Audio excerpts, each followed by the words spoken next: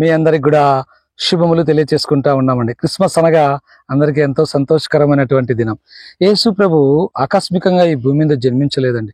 యేసు ప్రభు జన్మించడానికి ముందే బైబిల్ గ్రంథంలో అనేక మంది ప్రవక్తలు యేసు ప్రభు ఈ లోకానికి వస్తాడని దేవుని వాక్యంలో వ్రాయబడింది. అంతేకాదండి, బానిసత్వంలో ఉన్నటువంటి మానవుని పాపపు దాస్యం నుంచి విడిపించడానికి యేసు ప్రభు ఈ లోకానికి వచ్చినాడు. చీకటిలో ఉన్నటువంటి మానవుని జీవితంలో వెలిగివ్వడానికి లోకరక్షకుడుగా యేసు ప్రభు ఈ లోకానికి వచ్చినాడు. దేవుని వాక్యంలో యెషయా అనే ప్రవక్త ఈ విధంగా రాస్తాడు. యెషయా గ్రంథం 9వ అధ్యాయం 6వ వచనంలో, ఏలైనగా మనకు శిశువు పుట్టెను, మనకు కుమారుడు అనుగ్రహింపబడెను, ఆయన భుజం మీద రాజ్యభారం ఉండును, ఆశ్చర్యకరుడు, ఆలోచనకర్త, బలవంతుడైన దేవుడు, నిత్యుడగు తండ్రి, సమాధానకర్తగు అధిపతి అని అతనికి పేరు పెట్టబడును అనే మాట దేవుని వాక్యంలో రాయబడింది. యేసు ప్రభుల వారి జన్మము ఆశ్చర్యకరమైనటువంటిది.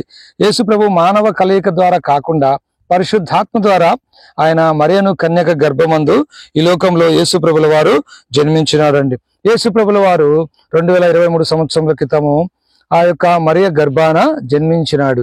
అందుకు మరియ ధన్యురాలైంది. ప్రియ సహోదరి సోదరుడా, దేవాది దేవుడై ఉండి కూడా, సృష్టికర్త అయినటువంటి దేవుడై ఉండి కూడా ఆ వైభవం అంతటిని వదిలి నీ కొరకు నా కొరకు పశువుల పాకలో దీనుడిగా ఆయన ఈ లోకంలో జన్మించినాడు. పొత్తి గుడ్డలతో చుట్టబడినాడు. మహిమ వస్త్రాలు యేసు ప్రభుల వారు వదిలి నీ కొరకు నా కొరకు పొత్తి గుడ్డలతో చుట్టబడినాడు. మనందరి కొరకు యేసు ప్రభు సామాన్యమైన కుటుంబంలో జన్మించినాడు. ఈ లోకంలో 33.5 సంవత్సరంలో సామాన్యంగా ఆయన జీవించినాడు. ఎలాంటి ఆర్భాటాలు, ఎలాంటి హంగులతో కాదు, ఒక సామాన్య మానవుడిగా యేసు ప్రభు ఈ లోకంలో జీవించినాడు. 33.5 సంవత్సరములు పవిత్రంగా జీవించినాడు. పాపం లేకుండా జీవించినాడు. ప్రియ సోదరి సోదరుడా, మనందరి కొరకు యేసు ప్రభు సిలువలో మరణించినాడు. 3వ దినాన తిరిగి లేచినాడు. ఈ మాటలు వింటున్న సహోదరి సహోదరుడా, 2023 సంవత్సరముల క్రితం మరియ గర్భాన జన్మించినందుకు మరియ ధన్యురాలైంది.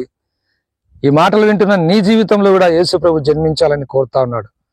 యేసు ప్రభు నీ హృదయంలో రావాలంటే, యేసు ప్రభు నీ జీవితంలో జన్మించాలంటే నీలో ఉన్న పాపం తీసివేయబడాలా. నీలో ఉన్న పాపం ఎలాగ తీసివేయబడుతుందంటే, ఇష్టపూర్వకంగా ప్రభు చెంతకు రావాలా. యేసు ప్రభా, నేను పాపిని, నన్ను క్షమించు. నాకు చిన్న ప్రార్థన చేసుకుంటే యేసు రక్తం ప్రతి పాపం నుంచి నిన్ను కడిగి పవిత్రులుగా చేస్తుంది. నీ హృదయం శుద్ధి చేస్తాడు, పరిపూర్ణత ఇస్తాడు. నీకు నీ జీవితంలో పాప క్షమాపణ ఇస్తాడు. యేసు ప్రభు నీ హృదయంలోకి వస్తాడు.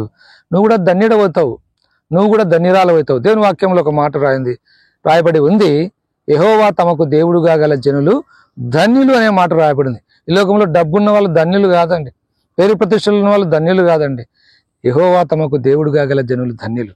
కనుక వీడియో చూస్తున్న నీ జీవితంలో యేసు ప్రభు ఉదయించాలని ఇష్టపడతా ఉన్నాడు. నీ జీవితంలో యేసు ప్రభు జన్మించాలని ఇష్టపడతా ఉన్నాడు. మానవ హృదయం కంపు కొట్టేటటువంటి హృదయం, రోత హృదయం, అనేకమైన పాపాలు ఉన్నాయి. దానికి సూచనగా యేసు ప్రభు పశువుల పాక, అది కూడా కంపు కొడుతూ ఉంటుంది. పశువుల పాక అంటే ఎవరు ఇష్టపడరు, పశువుల పాక దగ్గరికి రావడానికి ఎవరు ఇష్టపడరు.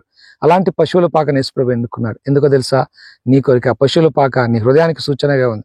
మానవ హృదయంలో అనేకమైన పాపాలు ఉన్నాయండి. కంపు కొట్టేటటువంటి జీవితం మానవుంది. అలాంటి జీవితంలో యేసు ప్రభు హృదయించాలని ఇష్టపడుతున్నాడు. నీకు ఇష్టమైతే ఇప్పుడే ప్రభు చెంతకు రా. ప్రభు సన్నిధిలో క్షమాపణ అడుగు. తప్పక క్షమిస్తాడు. నీ జీవితంలో ఆయన ఉదిస్తాడు. నీ జీవితం ఫలభరితం చేస్తాడు.